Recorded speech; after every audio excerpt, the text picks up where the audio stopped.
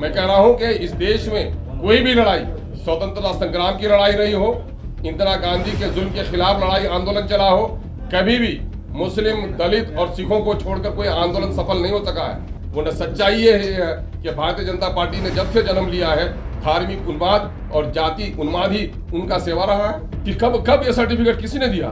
किसने सर्टिफिकेट दे दिया? आपके कहने से ये सर्टिफिकेट मिल जाएगा उनको। हर एक इसके माने ये है कि 75 सालों के दरमियान में भी दलितों के दरमियान में अपनी लीडरशिप और अपने मुद्दों पर बात करने की सलाहियत पैदा नहीं हुई। मैं कह रहा हूँ ये कोई साजिशी गढ़ो है जो मुखबिरी। तो लोकतंत्र में जो कुछ भी होता है खुल्लम खुल्ला होता है। ये इनका इसके माने इनका कोई खुफिया एजेंडा भी, हिडन एजेंडा भी है जिसकी मुखबिरी लोग करते होंगे। कि दिल्ली के तख्त पर बीजेपी जैसी नाकारा और तानाशाह पार्टी कायम न रहे और उसको हटाया जाए, और अगर उसको सामने में रखकर कोई लार्जर अलायंस बने तो बनना चाहिए और ज़रूर बनना चाहिए। कल बिहार ने मेज़बानी की है विपक्षी दलों को एकजुट करने की, और एक अच्छा काम है, लेकिन मैं समझता हूँ ये आधा अधूरा अमल है। इसमें कई लोगों को नज़रअंदाज किया गया है। इसमें बेशतर वो लोग थे जो लोग कहीं न कहीं से बीजेपी से उनका रिश्ता रहा है। लेकिन सबसे बड़ा सवाल ये है कि 140 करोड़ के इस देश में, जहाँ तकरीबन 35 करोड़ की अक़लियत की आबादी रहती हो, जहाँ मुस्लिम अक़लियत एक बड़ी आबादी है, सिखों की आबादी है, ईसाइयों की आबादी है, इन तमाम तर अक़लियत के लोगों को नज़रअंदाज किया गया है। मंच पर कहीं भी मुस्लिम माइनॉरिटी की तरफ से कोई रिप्रेजेंटेशन नहीं हो सका, कहीं भी सिखों की तरफ से रिप्रेजेंटेशन नहीं हो सका, न ईसाइयों की तरफ से हुआ है, न दलितों की तरफ से हुआ है। दलितों की सबसे बड़ी नेत्री अगर इस वक्त देश में है तो बहन मायावती है, उनको भी नहीं बुलाया गया है।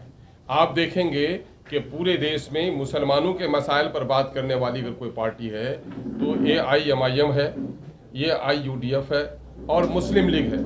आप देखेंगे कि मुस्लिम लीग को भी, आसाम की AIUDF को भी और AIMIM को भी इन लोगों ने कहीं से चारा डालने की कोशिश नहीं की है। इससे ये संकेत जाता है कि केंद्र में बैठी हुई सरकार जो अक़लियत मुखालिफ है, ये सरकार भी, ये गठबंधन भी अक़लियतों को नज़रअंदाज कर रही है।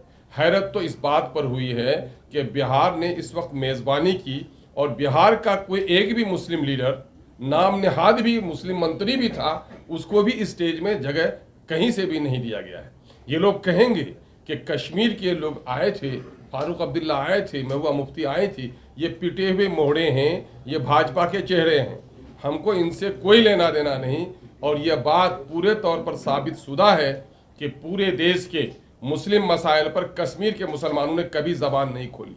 और कश्मीर के मुसलमानों को हम देश का हिस्सा ज़रूर समझते हैं, लेकिन मुसलमानों का नुमाइंदा कभी नहीं समझ सकते। भले ही देश के लोगों को कश्मीर के लोगों से मोहब्बत रही है, लेकिन कश्मीर के मुस्लिम लीडरों ने कभी देश के मुद्दों पर ज़बान नहीं खोली है।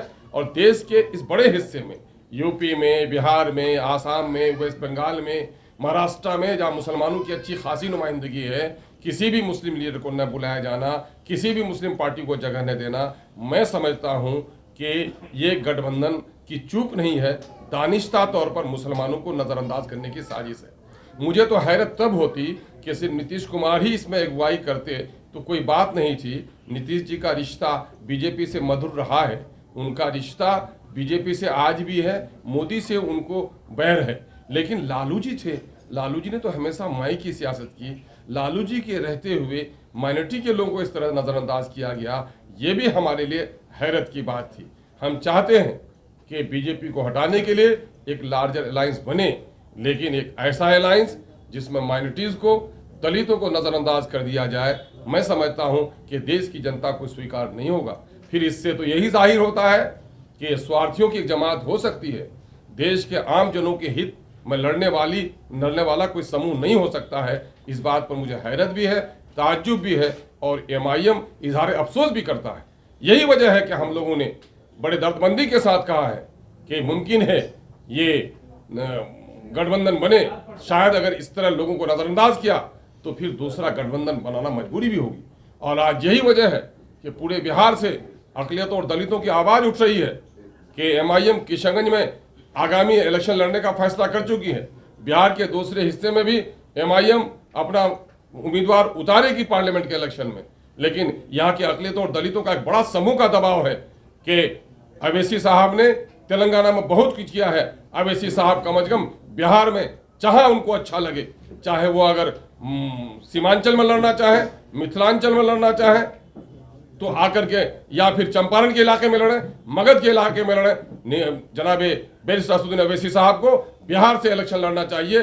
बिहार की पार्टी भी और बिहार के आम दर्दमंद जो दलित और अकलियत के लोग हैं उनकी इच्छा है। आज हमने इसी मामले में आप लोगों को न्योता दिया था कि ये गठबंधन जो बना है वो आधा अधूरा है। इसमें मुसलमानों को, दलितों को, सिखों को, ईसाइयों को नजरअंदाज किया गया है। मुस्लिम रिप्रेजेंटेशन कहीं से भी इसमें नहीं देखा है। इसी दुख के इजहार के लिए हमने बुलाया। भारतीय जनता पार्टी की भाषा बोलते हैं, उनकी मदद करते हैं, मायावती में भी यही इल्जाम लगता है, इसलिए आपको नहीं बुलाया गया कि हो सकता है आप मुखबिरी करते हैं, जिस तरह जीतन राम मांझी को उन्होंने इल्जाम लगा के बाहर किया। मैं कह रहा हूं ये कोई साजिशी गढ़ो है जो मुखबिरी। लोकतंत्र में जो कुछ भी होता है खुल्लम खुल्ला होता है। ये इनका इसके माने इनका कोई खुफिया एजेंडा भी, हिडन एजेंडा भी है जिसकी मुखबिरी लोग करते होंगे।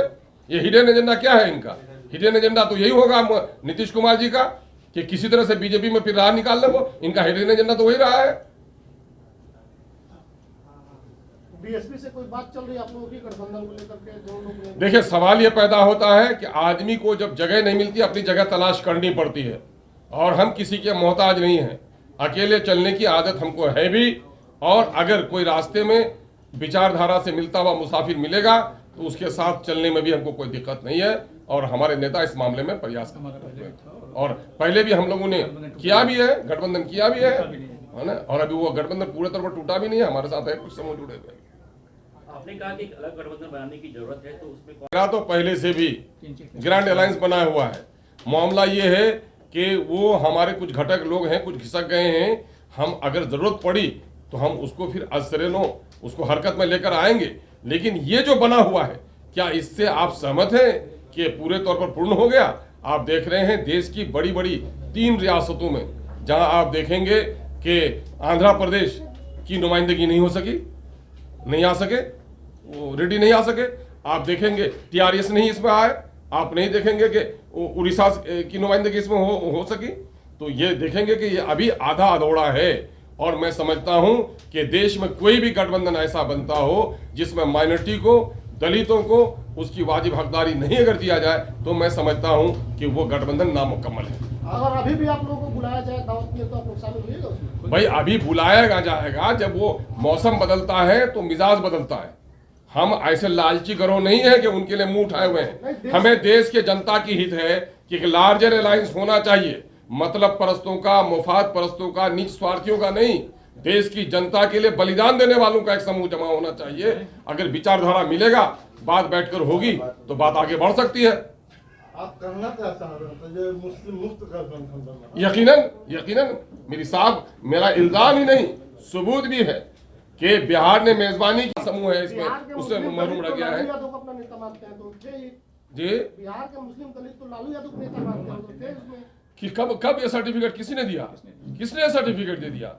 आपके कहने से ये सर्टिफिकेट मिल जाएगा उनको हर एक। इसके माने ये है कि 75 सालों के दरमियान में भी दलितों के दरमियान में अपनी लीडरशिप और अपने मुद्दों पर बात करने की सलाहियत पैदा नहीं हुई। ये तो हैरत की बात है।